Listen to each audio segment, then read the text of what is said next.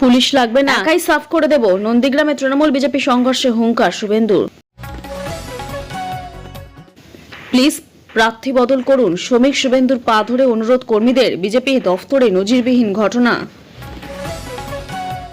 ফের কালবৈশাখীর ইঙ্গিত, সপ্তাহান্তে কলকাতা ও জেলা জুড়ে ঝড় বৃষ্টির সম্ভাবনা। আগামীকাল আবহাওয়ার খবর। আগাম টাকা পাওয়া যাবে। অনলাইনে যুবসাথীর আবেদনের 2 মাসের পেমেন্ট নিয়ে কি জানালো কর্তৃপক্ষ। মমতাকে হারাবে শুভেন্দু, জোর গলায় বলে ভবানীপুরে প্রচারে যাচ্ছেন বাবা শিশির অধিকারী। গড়িয়ায় হাড়হিম কাণ্ড, বিউটি পার্লারে ঢুকে মহিলাকে কুপিয়ে খুন, উদ্ধার কাশ্মীরি যুবকের দেহ। মোদির কপালে ভাঁজ, মাত্র 9 দিনের তেল রয়েছে ভারতের কাছে। দাম বাড়বে গ্যাস পেট্রোলের।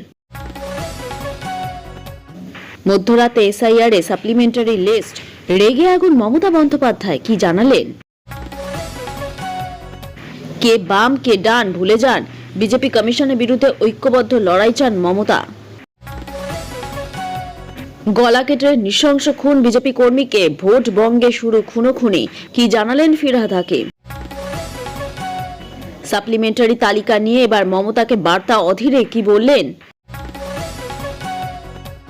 জলের তলায় 5 বিঘে আলুর জমি, মাথায় ঋণের বোঝা নিয়ে আত্মঘাতী মালদহের কৃষক। একে একে 2 মেয়ে, ছেলে, শাশুড়ি, স্বামী ও স্ত্রীর নাম বাদ। সোনকার পরিবারে মাথায় হাত। 48 ঘন্টা থেকে ডেডলাইন বাড়িয়ে 5 দিন। ইরানকে কি ভয় পাচ্ছেন ট্রাম্প।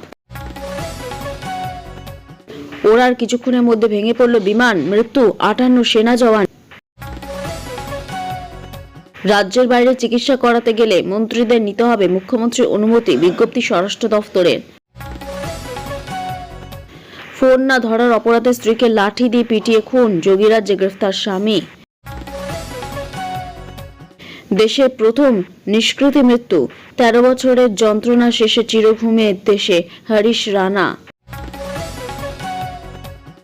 গান বিতর্কে বুড়ো আঙুল দেখিয়ে গোপনে বিয়ে, দ্বিতীয় স্ত্রীর সঙ্গে বরবেশে ভাইরাল বাদশার ছবি। মমতার পদত্যাগ, একাধিক পদ থেকে সরলেন তৃণমূল সুপ্রিমো। নিজের বাড়ি, তাও মমতা বন্দ্যোপাধ্যায় এত ভয় কেন, ভবানীপুর নিয়ে হিসাব দিলেন শুভেন্দু। বাঁকুড়া কেন্দ্রীয় বাহিনী জওয়ানের হাতে বিজেপি প্রার্থী নির্বাচনী প্রতীক, নিরপেক্ষতা নিয়ে প্রশ্ন তৃণমূলের। এতক্ষণ শুনছিলেন সংবাদ শিরোনাম, এবার আসছে বিস্তারিত খবরে। ভিডিওটি ভালো লাগলে লাইক করুন এবং আমাদের ইউটিউব চ্যানেলটি সাবস্ক্রাইব করুন। পুলিশ লাগবে না, একাই সাফ করে দেব। নন্দীগ্রামে তৃণমূল বিজেপি সংঘর্ষে হুঙ্কার শুভেন্দুর। ভোটের আগে রণক্ষেত্রের চেহারা নিল নন্দীগ্রামে 2 নম্বর ব্লক বয়াল 1 নম্বর পঞ্চায়েত এলাকায় তৃণমূল প্রার্থী পবিত্র করে বাড়ির সামনে বিজেপির বিক্ষোভকে কেন্দ্র করে চরম উত্তেজনা ছড়ায়।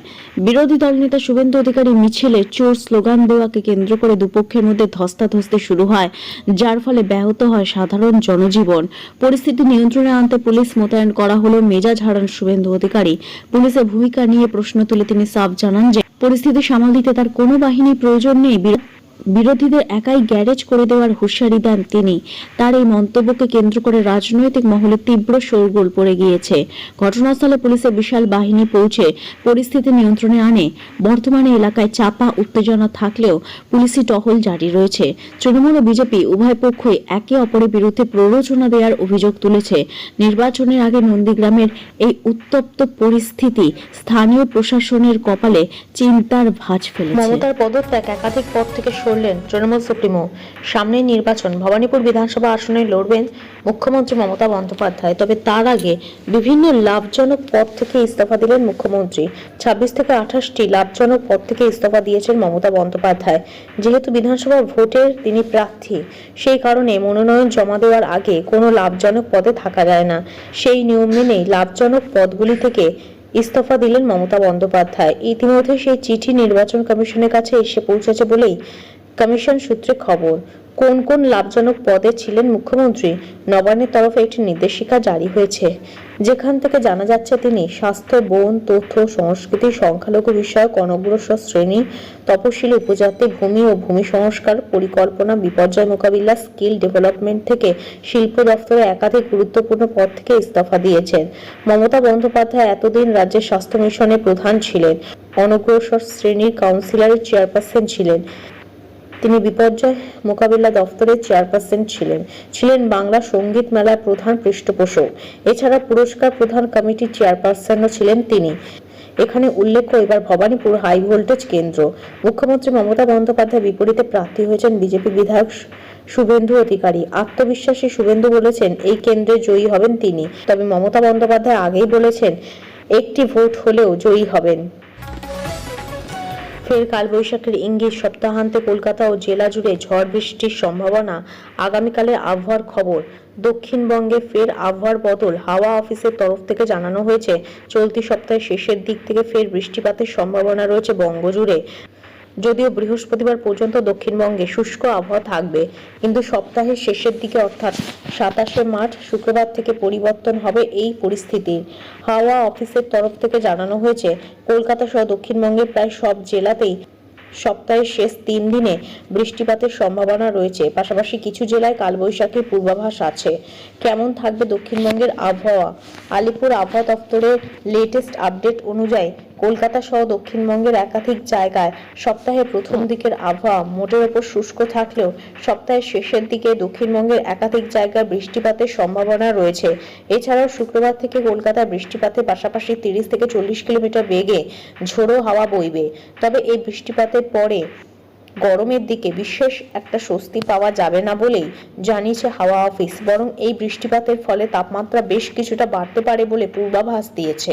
এছাড়াও দক্ষিণবঙ্গে যে জেলায় বৃষ্টিপাত বেশি হবে তা হলো হুগলি, নদিয়া, ঝাড়গ্রাম, পূর্ব পশ্চিম বর্ধমান, বাঁকুড়া এবং পুরুলিয়া।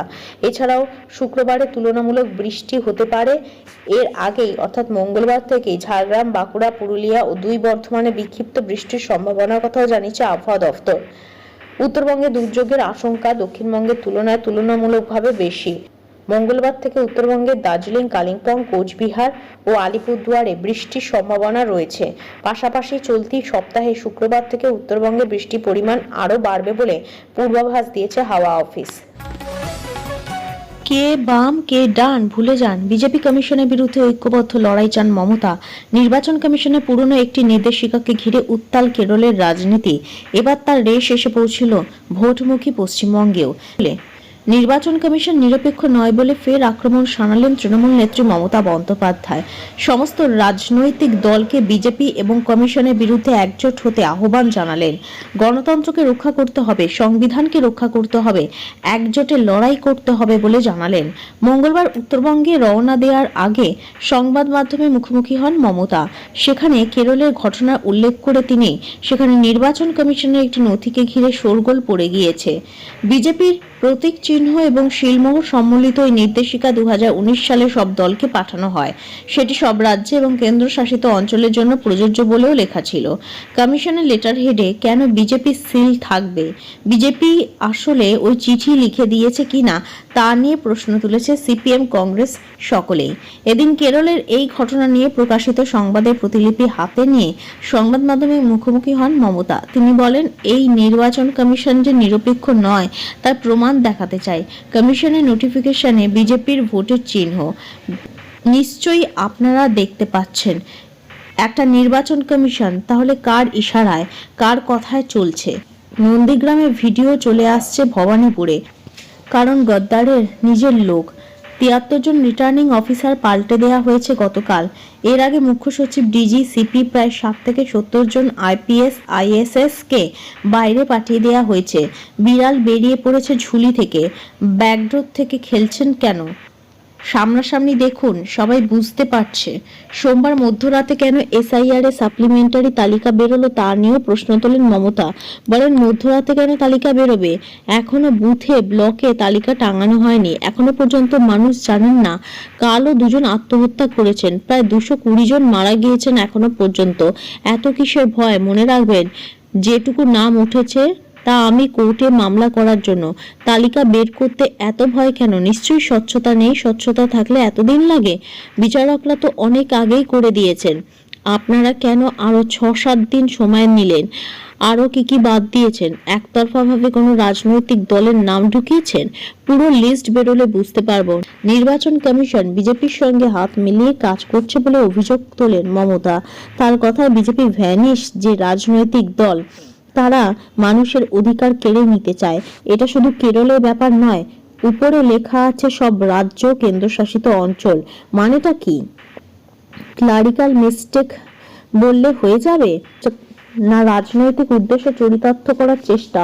সব রাজনৈতিক দলকে বলবো, একতরফা এই স্বৈরতন্ত্র, একদলীয় শাসনের বিরুদ্ধে, ওদের এজেন্সির বিরুদ্ধে লড়াই করুন। প্রতিবাদ জানাই আসুন। নির্বাচন যাতে সুষ্ঠুভাবে হয়, নিরপেক্ষ হয়, তা দেখতে হবে। আমার কোনো দলের সমর্থন প্রয়োজন এমন নয়, কিন্তু গণতন্ত্র রক্ষার্থে, সংবিধান রক্ষার্থে সকলে একজোট হয়ে কে বাম কে ডান ভুলে যান। যারা এই চক্রান্তের বিরুদ্ধে এক হয়ে লড়াই করতে চান, আমার পাশে থাকার প্রয়োজন নেই, কিন্তু মানুষের পাশে থাকুন। বাঁকুড়ায় কেন্দ্র বাহিনী জওয়ানের হাতে বিজেপি প্রার্থী নির্বাচনী প্রতীক। নিরপেক্ষতা নিয়ে প্রশ্ন তৃণমূলের। কেন্দ্র বাহিনীর নিরপেক্ষতা নিয়ে অতীতেও প্রশ্ন তুলেছিলেন তৃণমূল নেতৃত্ব। আরও একবার সেই প্রশ্ন উঠে গেল। ভোটের আগে নিরপেক্ষতার প্রশ্নে ফের কাঠগড়ায় কেন্দ্রীয় বাহিনী। বাঁকুড়ায় কেন্দ্র বাহিনী জওয়ানের হাতে দেখা গেল বিজেপি প্রার্থীর নির্বাচনী প্রতীক।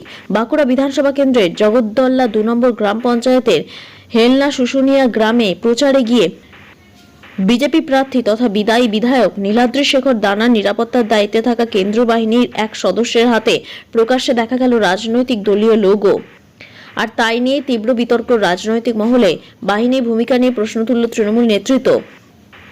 অভিযোগ উঠেছে যে বাহিনীর নির্বাচন প্রক্রিয়া নিরাপত্তা রক্ষার কথা। তারাই যদি কোনো নির্দিষ্ট রাজনৈতিক দলের প্রতীক বহন করে, তবে সাধারণ ভোটারদের কাছে কি বার্তা যাচ্ছে? প্রশ্ন তুলছেন রাজনৈতিক মহলের একাংশ। তৃণমূল কংগ্রেসের সাংসদ অরূপ চক্রবর্তী কড়া ভাষায় ঘটনা নিন্দা করেছেন। তিনি বলেন, এটা অত্যন্ত গুরুতর বিষয়। কেন্দ্র বাহিনী যদি প্রকাশ্যে কোনো রাজনৈতিক দলের লোগো বহন করে, তাহলে নির্বাচন প্রক্রিয়ার নিরপেক্ষতা কোথায় থাকে? আমরা নির্বাচন কমিশনের হস্তক্ষেপ দাবি করছি। একই সুর শোনা গেল তৃণমূল ছাত্র পরিষদের জেলা সভাপতি তীর্থঙ্কর কুণ্ডুর গলায়। তার বক্তব্য, ভোটের আগে ভয় দেখানোর রাজনীতি চলছে। কেন্দ্র বাহিনীকে ব্যবহার করে সাধারণ মানুষের মনে প্রভাব ফেলতে চাইছে বিজেপি। এটা গণতন্ত্রের পক্ষে বিপজ্জনক সংকেত। অভিযোগ উঠেছে যে বাহিনীর নির্বাচন প্রক্রিয়ার নিরপেক্ষতা রক্ষার কথা। তারাই যদি কোনো নির্দিষ্ট রাজনৈতিক দলের প্রতীক বহন করে, তবে সাধারণ ভোটারের কাছে কি বার্তা যাচ্ছে? যদি অভিযোগ উড়িয়ে দিয়েছে বিজেপি। দলের বাঁকুড়া সাংগঠনিক জেলা সভাপতি প্রসেনজিৎ চট্টোপাধ্যায় বলেন, এই অভিযোগ সম্পূর্ণ ভিত্তিহীন ও রাজনৈতিক উদ্দেশ্য প্রণোদিত। কোনো বিচ্ছিন্ন ঘটনাকে ইস্যু করে তৃণমূল অযথা বিভ্রান্তি ছড়াতে চাইছে। কেন্দ্র বাহিনী সম্পূর্ণ নিরপেক্ষভাবেই কাজ করছে। বিজেপি প্রার্থী নীলাদ্রি শেখর দানাও এই অভিযোগ মানতে চায়নি। এই দিন এই বিষয়ে সাংবাদিক সম্মেলন করে তৃণমূল নেতৃত্ব। সেখানেই এই বিষয়ে অভিযোগ করা হয়েছে। জলের তলায় 5 বিঘে আলুর জমি, মাথায় ঋণের বোঝা নিয়ে আত্মঘাতী মালদহের কৃষক। গোঘাট চন্দ্রকোনার পর এবার মালদহ। ভোটবঙ্গে আরও এক আলু চাষির মৃত্যু। মোটা টাকার ঋণ নিয়ে করছিলেন চাষ, কিন্তু একে একে মন্দা। তার উপর বৃষ্টিতে জমির সব আলু পচে নষ্ট হয়ে গিয়েছে। তাতেই কয়েকদিন ধরে দুশ্চিন্তায় দিন কাটাচ্ছিলেন বিপত্তি রাজবংশী পরিবারের সদস্যরা। বলছেন, চরম দুশ্চিন্তায় তাকে আত্মহত্যার পথে ঠেলে দিয়েছে। বিষ খেয়ে আত্মঘাতী হয়েছেন তিনি। ঘটনা মালদহ বিধানসভা কেন্দ্রে পুরাতন মালদহের। রাজনৈতিক মহলেও শুরু হয়েছে চাপানুতর। মৃত বিপত্তি রাজবংশীর বাড়ি পুরাতন মালদহের ব্লক মহিষাবাথানি অঞ্চলের তেলিপুকুর এলাকায়। তার পরিবারের পাশে দাঁড়িয়ে বিজেপি প্রার্থী সব দায় চাপালেন রাজ্য সরকারের উপরেই। পরিবার সূত্রে জানা গিয়েছে, বিপত্তি রাজবংশীর নিজের 1 বিঘা জমি রয়েছে। সেই জমি সহ ঠিকানায় নেওয়া আরো 4 বিঘা জমিতে চাষের জন্য তিনি এবছর মোটা সুদে মহাজনের কাছ থেকে ঋণ নিয়েছিলেন। সারের দোকানেও দেনা করে সার দিয়েছিলেন। আশা ছিল ফসল তুলে ঠিকঠাক দাম ফেলে সব ঋণই শোধ হয়ে যাবে, কিন্তু সেগুড়ে বালি। এমনিতেই আলুর দাম ছিল না, তার উপর সমস্ত আশায় জল ঢেলে দেয় গত শুক্রবার শনিবারের বৃষ্টি।